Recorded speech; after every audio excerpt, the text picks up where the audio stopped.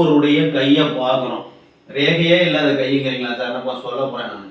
இந்த கையில் லட்சியங்களில் வெற்றி பெறக்கூடிய ஒரு அமைப்பு உள்ள கைரேகை அமைப்பு, ரேகை எவ்வாறு இருந்தால் எடுத்த காரியமெல்லாம் வெற்றி, லட்சியங்களில் வெற்றி பெறும் அமைப்பு எவ்வாறு இருக்கும் என்பதை ரேகை மூலமா ஈஸியா கண்டுபிடிச்சிடலாம்.